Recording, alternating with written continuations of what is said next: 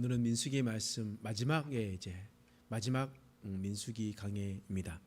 그래서 우리가 오늘 이 민수기의 말씀을 보면서 마지막으로 하고 그다음에 그 다음 주부터는 기도란 무엇인가에 대해서 우리가 기도에 대해서 조금씩 알아가는 시간을 가지도록 하겠습니다.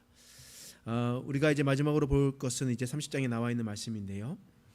먼저 민수기에 나오는 서원을 먼저 이야기합니다. 서원은 하나님께 약속한 거죠. 하나님께 약속한 건데 2절 말씀 읽겠습니다. 시작. 사람이 여호와께 서원하였거나 결심하고 서약하였으면 깨뜨리지 말고 그가 입으로 말한 대로 다 이행할 것이니라. 아멘. 민수기의 말씀을 통해서 뭐라고 말씀하시냐면 사람이 서원을 하면 어떻게 된다고요?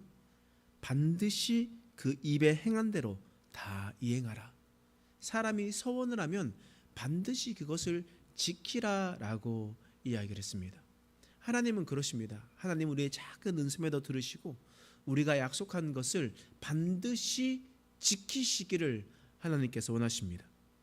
여러분, 제가 얼마 전부터 계속 기도를 하는데 제 마음 가운데 어떤 기도가 있냐면 금식을 했으면 좋겠다. 금식을 해서 하나님께 기도했으면 좋겠다. 이런 마음이 들었습니다. 그런데 금식을 하려니까요 두려운 거예요. 왜 두렵냐? 너무 배고플까 봐. 너무 배고플까 봐 너무 두려운 거예요. 그래서 그래도 기도해야겠다라는 생각이 들었었는데 오늘 앞에서 앉아서 기도하는데 제 마음에 딱 들었습니다. 정말 이제는 금식 기도를 해야 될 때다. 이제는 금식 기도를 하고, 금식 기도를 한다고 해서 여러분 우리가 잘못 생각하는 것은 뭐냐면 내가 금식할 때까지 하나님 이 기도를 응답해 주셔야 됩니다가 아니라 금식 기도를 했을 때 모든 것을 다 끊어내고 식사마저도 끊어내고 하나님과 깊은 관계를 맺고 미디어도 끊어내고 다른 것들도 끊어내고 그러면서 하나님께 기도하는 그런 시간, 하나님과의 좀 관계를 좀 더 회복하고 깊이 있는 시간, 이런 시간을 좀 가져야겠다라는 생각이 들었었는데 하나님께서 그 이야기를 들으신 것 같아요.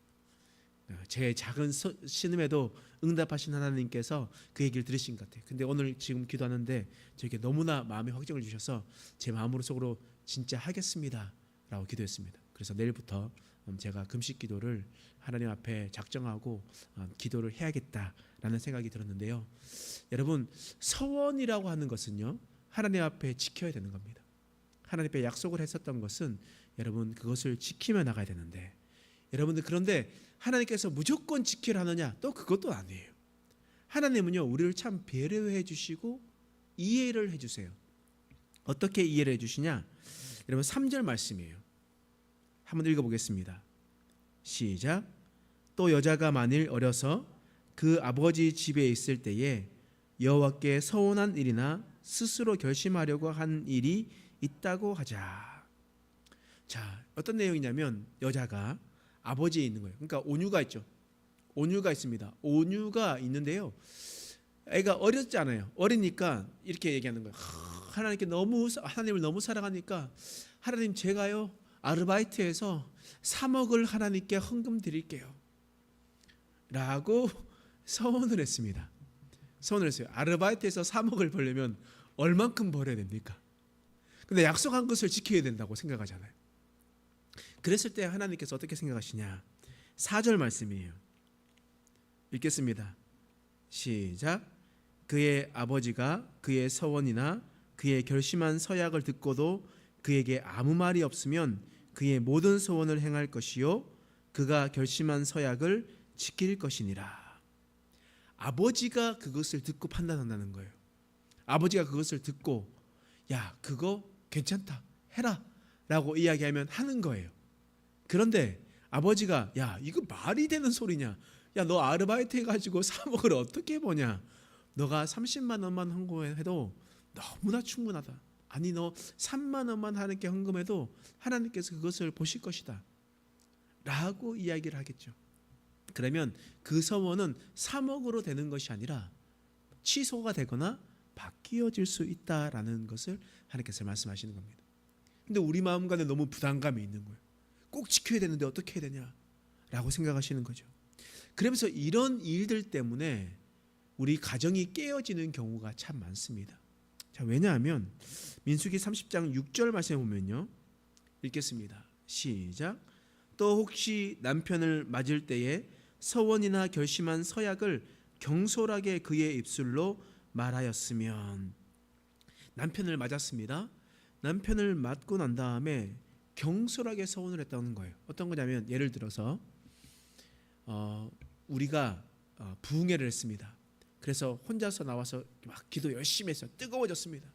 뜨거워져가지고 하나님께 기도하는데 하나님께 드릴 것이 없어서 저희 집문서를 하나님께 드리겠습니다 라고 기도하고 서원하고요. 집에 갔는데요, 계속 마음이 불안한 거예요. 내가 그때 미쳤지. 내가 왜 집문서를 드린다고 얘기했었을까? 이런 생각들을 하면서 조마조마하고 하나님께 약속을 반드시 지켜야 되는데 하나님께서 이것을 꼭 지키시라고 말씀하셨는데, 이렇게 하면 여러분 어떻게 해야 됩니까? 하나님께서 이렇게 말씀하시는 거예요. 7절 말씀 읽겠습니다. 시작.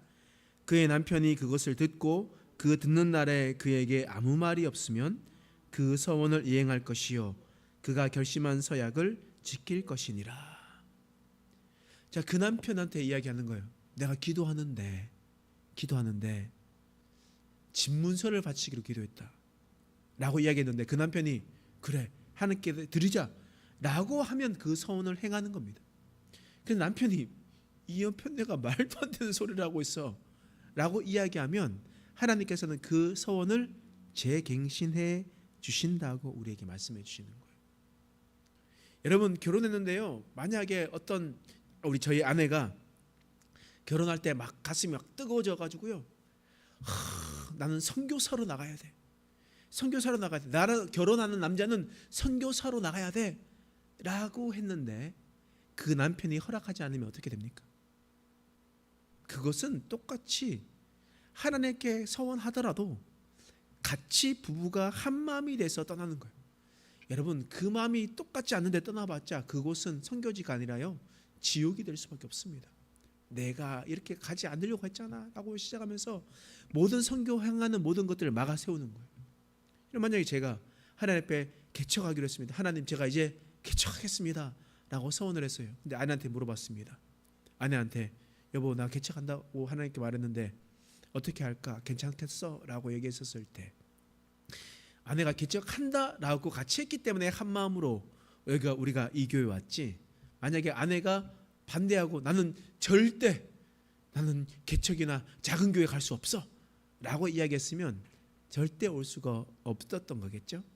여러분, 이처럼 하나님 앞에 나아갈 때는요, 하나님께서 우리에게 이해할 수 있도록 해 주시는 겁니다.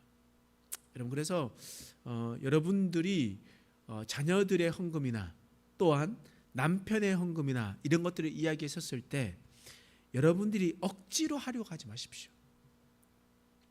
가정과 함께 상의를 해서 그것을 이야기를 내고, 내가 할 수 있는 부분들은 내가 하나님께 내리는 거죠.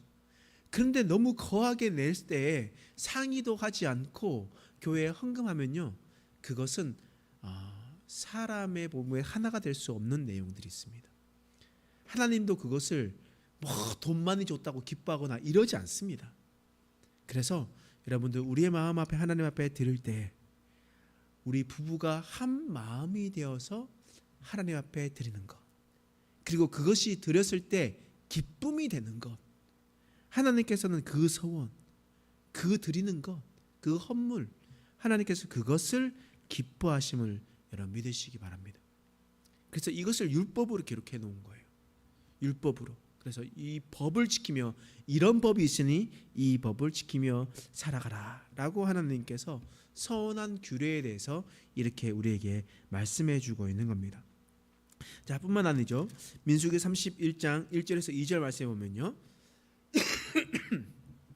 한번 읽어보겠습니다. 시작. 여호와께서 모세에게 말씀하여 이르시되 이스라엘 자손의 원수를 미디안에게 갚으라. 그 후에 내가 내 조상에게로 돌아가리라. 하나님께서 뭐라고 말씀하셨냐면 미디안에게 갚으라 라고 이야기했습니다. 여러분, 이 미디안이라는 것이 어디 있는지 아십니까? 이스라엘에서 남동쪽으로 내려오면요, 그러니까 이스라엘에 있으면 남동쪽으로 내려오면 무엇이 있느냐? 사우디아라비아, 예멘 지역이 있습니다. 남쪽으로 남동쪽으로 내려오면 사우디아라비아와 예멘 쪽이 있는데 그 사람이 바로 미디안 사람이었습니다. 그런데 왜 하나님께서 미디안 사람과 전쟁에서 치라고 명령하셨을까요? 아니 미디안 사람들이 아무것도 하지 않는데 왜 하나님께서 그들 치라고 하셨을까? 여러분 하나님은요 공의의 하나님이십니다. 죄에 대해서는 반드시 죄값을 치르신 하나님이시거든요. 그러므로 미디안이 어떤 잘못을 했다라는 거예요. 미디안이 어떤 잘못을 했습니다. 그렇기 때문에 치라고 하는 거예요. 민수기 25장에 보면 이스라엘 백성들이 시딤 골짜기에 머물러 있거든요. 그때 모압 여인들과 또한 다른 자들과 음행하는 장면들이 나옵니다. 음행했습니다. 여러분 음행했다라는 것은 그냥 성관계를 맺었다라는 것이 아니라 우상의 신을 섬기고 그 신전에서 또한 그들과 함께 성행위를 했다라는 의미로 포함이 되거든요. 그렇다라는 것은 이스라엘 백성들이 지금 모압 평지에서 시딤 골짜기에서 하나님이 아닌 다른 신들을 섬기고 있다라는 것을 우리는 알 수가 있습니다. 그리고 그곳에서 하나님의 심판을 당하게 되었던 거예요. 자, 누가 심판을 당하게 되었냐? 민수기 25장 14절 말씀인데요. 함께 읽어보겠습니다. 시작. 죽임을 당한 이스라엘 남자 곧 미디안 여인과 함께 죽임을 당한 자의 이름은 시므리니 살루의 아들이요 시므온인의 조상의 가문 중 한 지도자이며, 이 모압 평지에서 음행한 사건으로 죽임 당한 남자가 있는데요. 그 남자의 이름이 시므리입니다. 그 여인의 이름이 고스비거든요. 고스비가 어느 나라 사람이었냐면 미디안 여인이었습니다. 미디안 여인, 즉 미디안 사람들이 이스라엘 사람들을 유혹해서 하나님이 아닌 다른 신을 섬기게 했다라는 거예요. 그래서 하나님께서 미디안을 치라, 그들을 정복해라 라고 말씀하셨습니다. 그래서 미디안 땅에 있었던 왕들이 다 죽게 되는 거예요. 그리고 또 어떤 일이 일어나냐? 민수기 31장 8절 말씀이에요. 읽겠습니다. 시작. 그 죽인 자 외에 미디안의 5 왕을 죽였으니 미디안 왕들은 에위와 레겜과 수르와 후르와 레바이며 또 부올의 아들 발람을 칼로 죽였더라. 하나님께서 전쟁하러 하시니 전쟁하니까 전쟁에서 승리하게 돼요. 그래서 미디안의 5 왕을 죽이게 되었습니다. 그리고 또 누가 죽어요? 부올의 아들 발람이 죽게 됩니다. 여러분 부올의 아들 발람이 왜 죽었겠습니까? 여러분 부올의 아들 발람이 어디에 있었는지 여러분 잘 알고 계시죠? 발람 선지자, 발락 왕 했었을 때 그 발람 선지자예요. 하나님의 명령을 듣지 않고 모압 왕 발락에 의해서 이스라엘 백성들을 저주하려고 떠났었던 사람. 근데 실상은 하나님께서 그것을 막으시고 이스라엘 백성들을 오히려 축복한 사람, 그런 사람이 바로 부올의 아들 발람이었습니다. 그런데요, 문제가 무엇입니까? 이 부올의 아들 발람은 하나님의 음성을 듣고 가지 마라 했음에도 갔습니다. 그리고 또 하나님께서 그들을 축복하라 했었을 때 어쩔 수 없이 축복했던 사람이었습니다. 바꿔 말하면 그는 하나님의 음성을 들을 수 있는 사람이었습니다. 그가 고향이 어디였냐면요, 발람은 메소포타미아였습니다. 그러니까 이스라엘에 있으면 메소포타미아는 이 위쪽에 있단 말이에요. 이 위쪽에 있는 곳이 바로 메소포타미아입니다. 그런데요, 이 발람은요 어디에 있었냐? 미디안 사람들과 함께 있었습니다. 모압에 있었던 땅에 그 미디안 사람들과 함께 있었다라는 거예요. 그러니 회개하고 자신의 집으로 돌아갔던 것이 아니라 발락의 약속대로 그냥 그곳에 머무르면서 발락이 주는 것들을 누리며 살아갔었던 사람, 그 사람이 바로 발람이었습니다. 그리고 또한 사람들의 말에 의하면 이 모압 평지에서 십딘 골짜기의 사건, 모압에서 음행했었던 사건은 바로 발람의 꾀에서 나왔다라는 것을 우리는 또한 알 수가 있습니다. 그런데 하나님께서 어떻게 하십니까? 하나님께서 발람을 치시고 발람을 죽이게 하시는, 죄에 대해서 반드시 심판하게 하시는 일들을 경험하게 되는 겁니다. 하나님의 말씀을 듣고 차라리 오지 않았더라면 심판당하지 않았을 텐데, 그 물질에 눈이 멀고 권력에 눈이 멀어서 그는 심판을 당하게 되는 겁니다.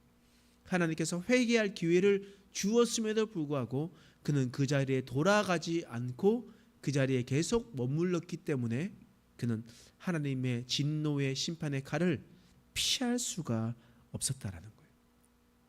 이처럼 하나님은 죄에 대해서는 반드시 심판하십니다. 미디안 땅을 심판하시는 것 또한 발람을 심판하시는 것은 곧 하나님의 말씀을 듣지 않았었던 그들에 대한 심판이었습니다. 여러분, 이런 전쟁을 하면요, 어떤 것이 따라오냐면 전리품들을 가지고 오게 되거든요. 그러니까 미디안과 전쟁을 하면 그냥 싸우고 돌아오는 것이 아니라 그들이 가지고 있었던 가축들, 사람들, 뭐 양과 소나 낙이나 이런 것들을 다 가지고 오게 되거든요. 그 가지고 왔었을 때 어떻게 나누냐? 이것을 하나님께서 또한 법으로 알려주셨어요. 어떻게 법을 알려주셨냐면 민수기 31장 25절에서 27절 말씀인데요. 함께 읽어보겠습니다. 시작. 여호와께서 모세에게 말씀하여 이르시되 너는 제사장 엘르아살과 회중의 수령들과 더불어 이 사로잡은 사람들과 짐승들을 계수하고 그 얻은 물건을 반분하여 그 절반은 전쟁에 나갔던 군인들에게 주고 절반은 회중에게 주고. 자, 이제 아시겠죠? 전쟁에서 싸우고 돌아오면 그 전리품을 어떻게 한다고요? 반을 나눠요. 반을 나누고 첫 번째는 누구에게 줘요? 군인에게 줘요. 전쟁을 하러 나갔던 자들에게 군인에게 줍니다. 그리고 그 반은 누구에게 줘요? 온 회중, 그 자리에 있었던 온 회중들에게 나누어 주는 겁니다. 여러분, 그래서 이 반은 군인들에게 나누어 주게 되는데 반을 나누어 줄 때 어떤 일이 있냐? 자, 28절 말씀이에요. 읽어보겠습니다. 시작. 전쟁에 나갔던 군인들은 사람이나 소나 낙이나 양떼의 500분의 1을 여호와께 드릴지니라. 500분의 1을 여호와께 드릴지니라 라고 기록되어 있습니다. 여러분, 전쟁에 나가셨던 군인들은요, 하나님께 반드시 예물을 드려야만 했습니다. 승전한 군인들이 왜 하나님께 예물을 드려야만 했습니까? 승전한 군인들이 그것을 바친 이유는 바로 하나님께서 이 전쟁에서 승리하게 해주셨다. 이 전쟁에 대한 영광과 존귀는 하나님께 드립니다 라고 해서 감사의 예물을 하나님께 바치는 거예요. 그래서 그것이 500분의 1입니다. 여러분들, 근데 이게 500분의 1이면 너무 작은 것 아닙니까? 라고 생각이 들 수 있는데, 여러분, 그 밑에 있는 말씀을 보면요, 32절에 있는 말씀 보면 그 나누었었던 그 예물 말고, 탈취물 말고 남은 것, 탈취물 외에 남았던 것이 양이 67만 5천 마리고 소가 7만 2천 마리입니다. 두 개 예를 들어서 얘기해 보면 그 나누었던 것 말고 남아 있는 것이 67만이니까 나머지 가져왔었던 거 다 합하면 얼마나 많겠습니까? 그러니 500분의 1도 적은 것이 아니었거든요. 적은 것이 아닌 것을 하나님께 다 드려라, 다 바쳐라 라고 하나님께서 말씀하셨던 겁니다. 여러분, 하나님께서 바치는 것은요, 하나님께 바치는 것은 우리의 인생을 인도하셨음에 대한 표현입니다. 여러분들이 이제 부모님들이 다 되셔가지고 자식들이 오잖아요. 자식들이 왔었을 때 빈손으로 오면요, 여러분 어떠십니까? 저희가 제가 잘 아는 친척분은요, 돈 10,000원이라도 들고 와라 라고 얘기하면서 자식들을 막 혼냅니다. 올 때 10,000원이라도 들고 가고 부모님한테 드려야지라고 얘기하면서, 왜냐하면 그 사랑을 표현하라는 거잖아요. 표현하라는 거잖아요.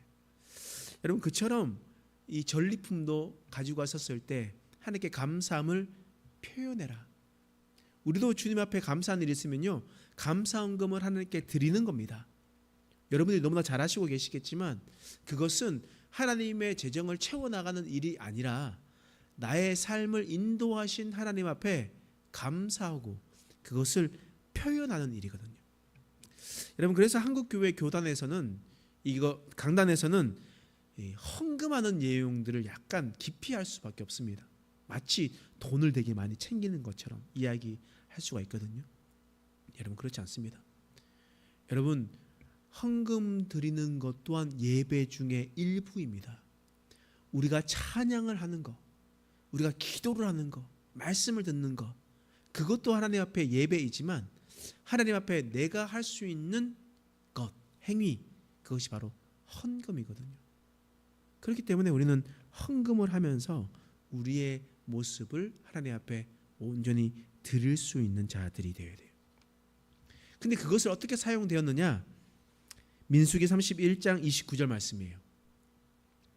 읽겠습니다. 시작. 곧 이를 그들의 절반에서 가져다가 여호와의 거제로 제사장 엘르아살에게 주고. 자, 500분의 1을 가지고 오면 그 중에 절반을, 그러니까 1000분의 1을 가지고 와가지고 제사장에게 주라는 거예요.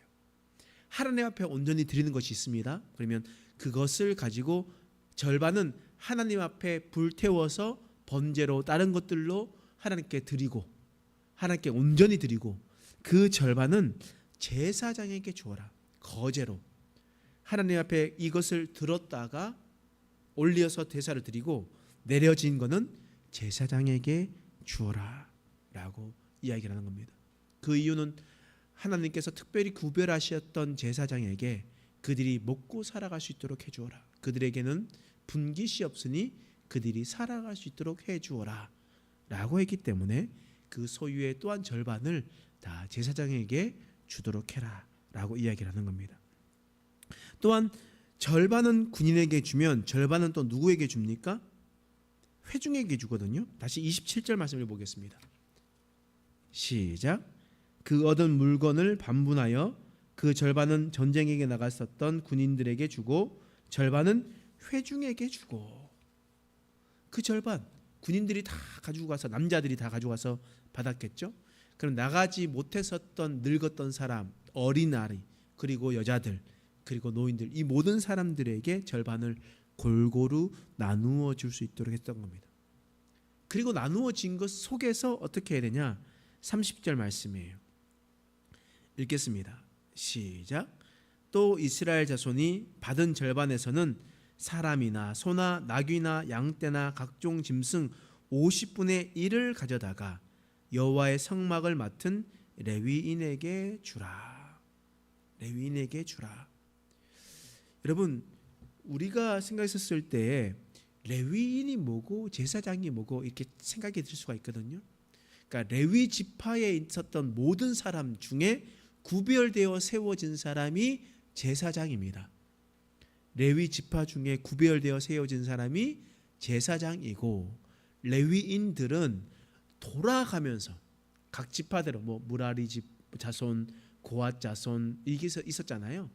그 자손들이 돌아가면서 몇 개월마다 한 번씩 성전 혹은 성막에 있었을 때는 성막을 돌보고, 성전이 있었을 때는 성전을 돌보며 주님의 교회를 세우는 일들을 했었거든요. 근데 레위인도 분깃을 못 받았잖아요. 땅도 얻지 못했습니다.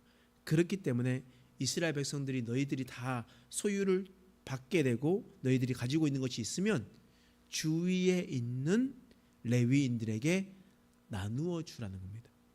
왜냐하면 여러분, 지파 땅을 땅을 나누어진 것을 우리가 보면 알 수 있겠지만 레위 지파 땅은 없거든요. 레위 지파 땅은 없습니다. 그런데 레위 지파는 어떻게 살았냐? 그 12지파 속에 흩어져서 살았거든요.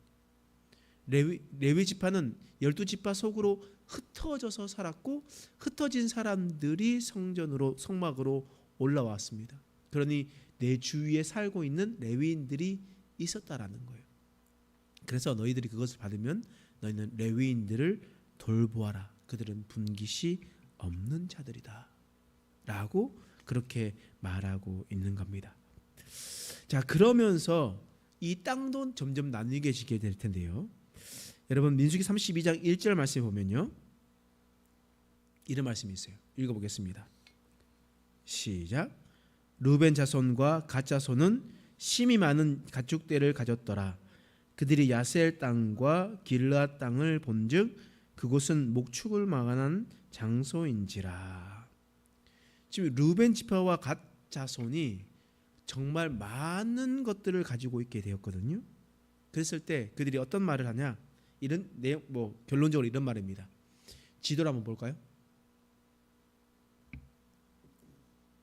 원래는 요단강을 기점으로 해서 이 서편, 이 지역이 바로 가나안 땅입니다. 이 지역이 가나안 땅인데요. 그런데 지금 르벤 사람들과 갓 자손이 어떻게 얘기하냐면 이 땅, 아직 요단강을 건너가지 않는 이 땅이 보니까 목축하기에 너무 좋으니까 이 땅을 자신에게 달라고 얘기한 겁니다. 그래서 그들이 어떻게 되냐? 원래는 여기에 다 같이 모여서 살아야 되겠지만 요단강 동편 지역에 있는 르벤 지파, 갓 지파, 그리고 므낫세 지파까지 라고 이야기를 하게 됩니다. 여기에 남게 돼요.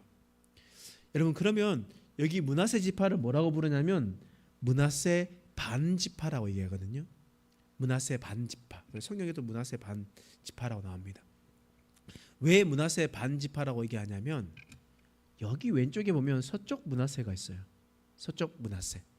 동쪽 편에도 므낫세가 있고 서쪽에도 므낫세가 있습니다. 그래서 반쪽이다라고 해서 므낫세 반지파라고 부르거든요.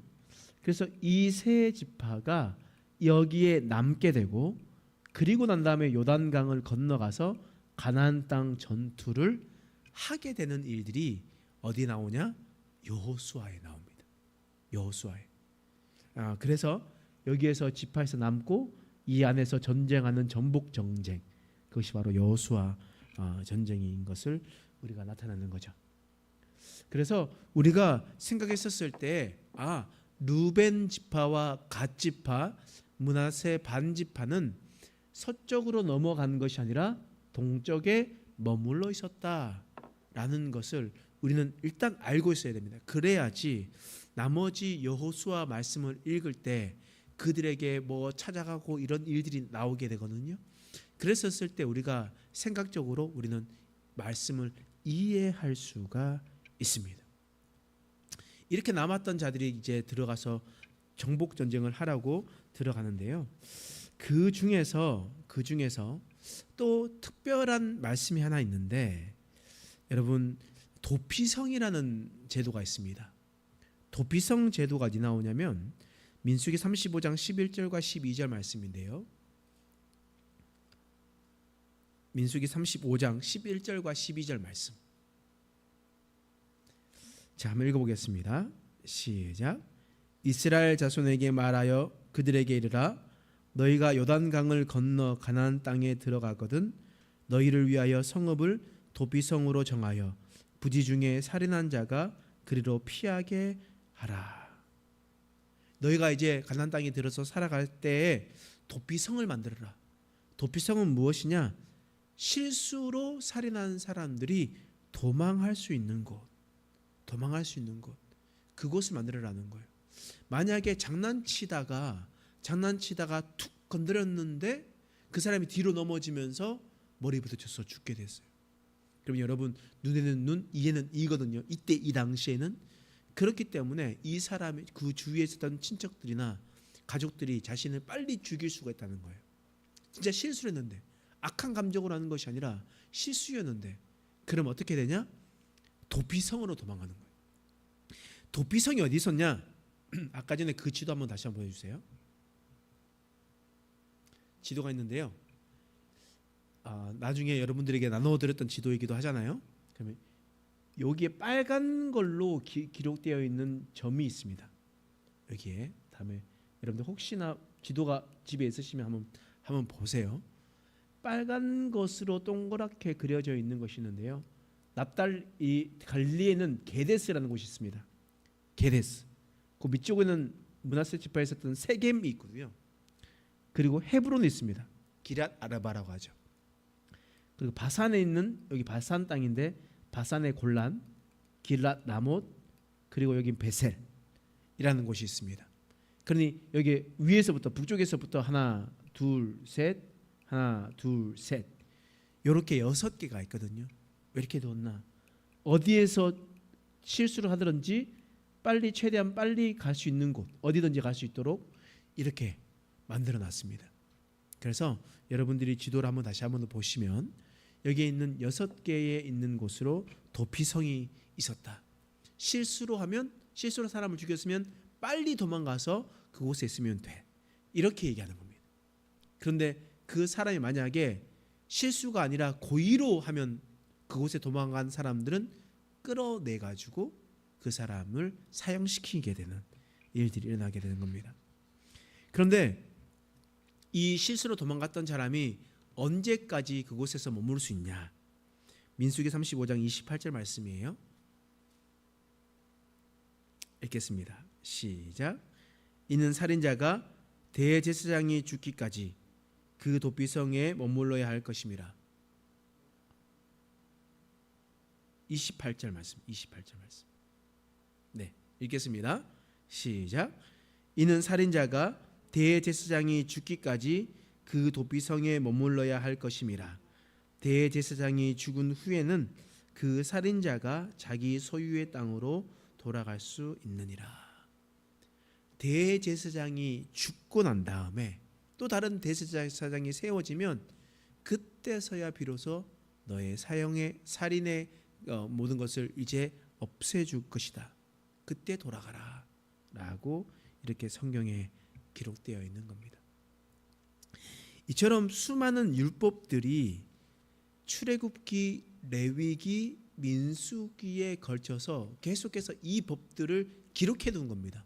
그러니까 저희가 도피성을 이야기하고 서원을 이야기하고 여러 가지 이야기하는 이 모든 것 또한 다 율법이거든요. 율법. 근데 그 율법을 통해서 다시 그러니까 출애굽기, 레위기, 민수기의 율법을 다시 말하는 성경이 있습니다. 그 성경이 어디예요? 신명기예요. 신명기. 되풀이할 신, 명령명, 기록할 기. 이렇게 써서 그 출애굽기, 레위기, 민수기에 있었던 율법을 다시 정리해서 설명해 주는 겁니다. 그래서 신명기는 그냥 그 전에 있었던 말씀이 다 그 말씀이 기록되어 있는 것이다라는 것을 우리가 기억하고, 그래서 저희 현호가 이러더라고요.